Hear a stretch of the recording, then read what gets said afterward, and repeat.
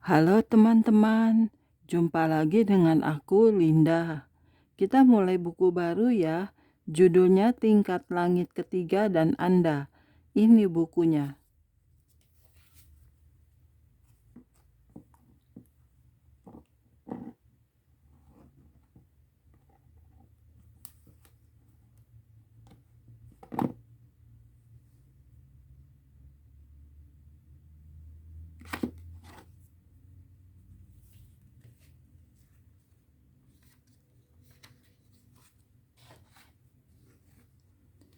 Oke, kita mulai. Pendahuluan. Aku tahu tentang seorang Kristen 14 tahun yang lampau, entah di dalam tubuh aku tidak tahu, entah di luar tubuh aku tidak tahu. Allah yang mengetahuinya. Orang itu tiba-tiba diangkat ke tingkat yang ketiga dari sorga. 2 Korintus 12 ayat 2. Perhatikan dalam ayat ini, Paulus berkata tentang seseorang yang diangkat ke tingkat ketiga dari sorga. Langit ketiga. Jika ada langit ketiga, maka harus ada langit kedua, dan jika ada langit kedua, maka harus ada langit pertama. Sungguh aneh betapa banyaknya orang yang tidak tahu adanya langit kedua apalagi ketiga. Tetapi menurut Alkitab, kita mempunyai hubungan dengan ketiganya. Saya menulis buku ini untuk membantu Anda mengerti bagaimana berhubungan dengan tiap-tiap langit. Sebagaimana Anda akan lihat, ada pakaian yang berbeda yang harus dikenakan orang di setiap langit. Apabila Anda tidak berpakaian lengkap di dalam ketiganya, Anda akan terus-menerus mengalami kehidupan berdosa, penuh kesedihan, kekecewaan, dan kekalahan.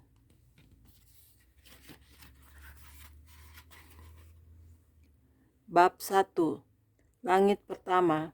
Langit pertama adalah atmosfer bumi, iklim planet kita. Setiap orang berurusan dengan iklim alamiah yang ada di seluruh bumi.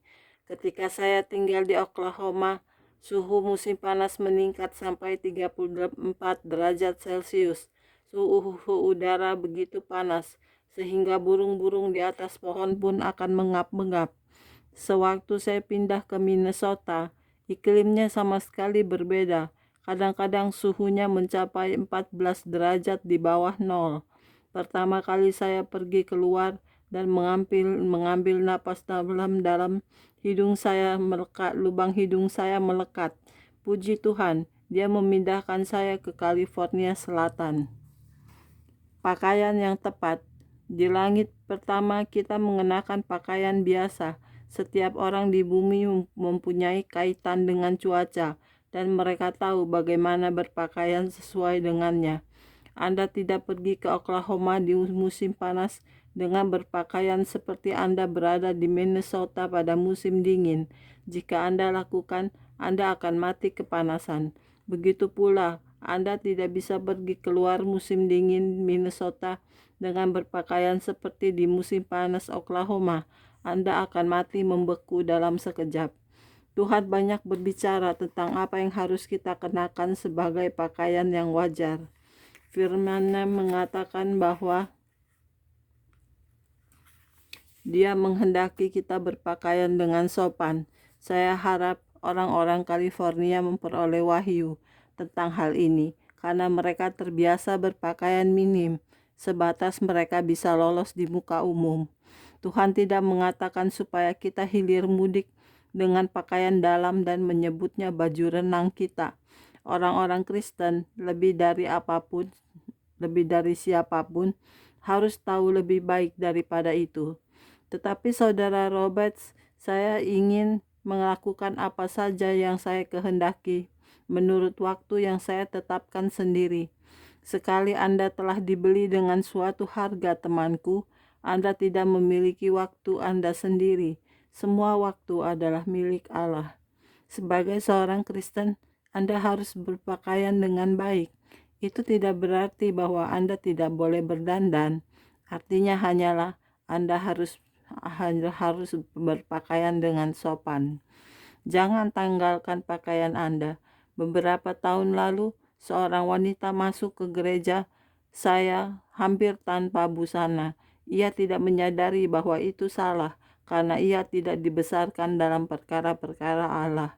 Beberapa orang berpakaian seminim mungkin sekadar sebagai syarat agar bisa tampil di muka umum. Saya berada di dalam suatu kebaktian ketika seorang pria mulai menanggalkan kemejanya.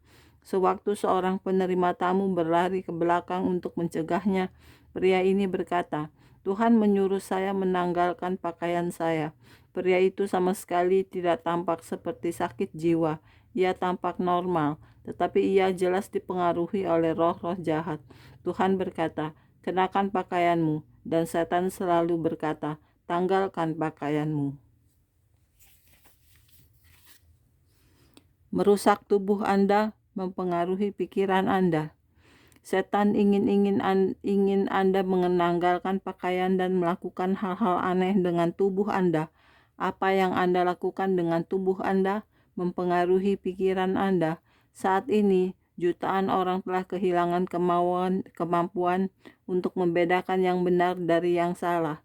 Mereka telah kehilangan sopan santun, dan mereka telah melupakan etika dan norma kesopanan. Anda melihat mereka berjalan-jalan di pantai-pantai, di jalan-jalan atau di mal-mal. Ada kalanya saya berpikir, seseorang harus bicara dengan mereka. Tidak heran kalau gadis-gadis berusia 13 dan 14 sudah aktif secara seksual. Allah menghendaki manusia berpakaian dengan pantas. Itu juga berlaku bagi kaum pria. Kita selalu menuduh para gadis berpakaian dengan cara yang merangsang kaum pria. Pria pun dapat melakukan hal yang serupa. Kita semua harus tahu bagaimana berpakaian dengan pantas. Allah menghendaki kita berpakaian dengan baik dan kelihatan elok, tetapi Dia tidak menghendaki kita berpakaian dengan cara yang merangsang. Jadi kita melihat bahwa setiap orang di muka bumi telah belajar bagaimana berpakaian dan hidup menurut langit pertama, dan itu adalah baik. Tetapi pengetahuan banyak orang tentang langit berhenti sampai di situ. Bahkan sebagian besar tidak tahu adanya langit kedua, dan mereka hanya tahu samar-samar tentang langit ketiga.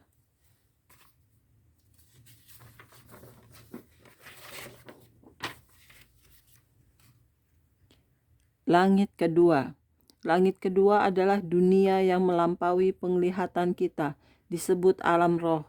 Ada 3 kelompok makhluk berbeda yang bekerja di alam roh.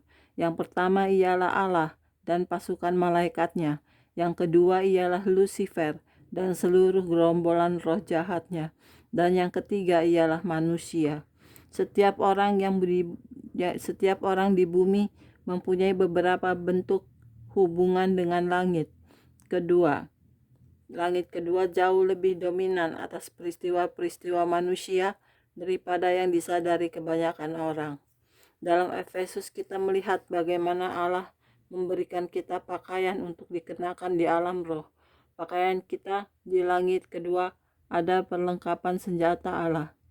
Kenakanlah seluruh senjata perlengkapan Allah, supaya kamu dapat bertahan melawan tipu muslihat iblis, karena perjuangan kita bukanlah melawan darah dan daging, tetapi melawan pemerintah-pemerintah, melawan penguasa-penguasa, melawan penghulu-penghulu dunia yang gelap ini, melawan roh-roh jahat di udara.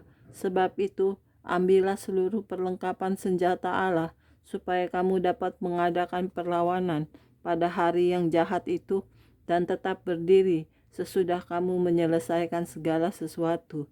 Jadi berdirilah tegap, berikat pinggangkan kebenaran, dan berbaju zirahkan keadilan.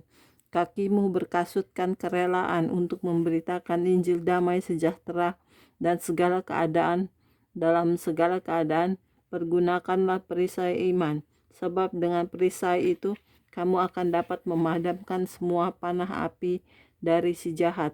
Dan terimalah ketopong keselamatan dan pedang roh, yaitu firman Allah.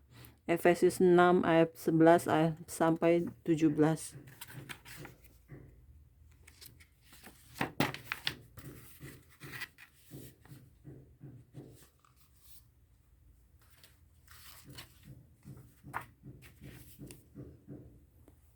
Oke, teman-teman, sekian dulu videonya untuk hari ini ya.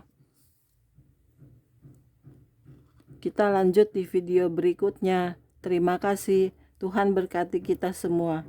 Amin. Bye-bye.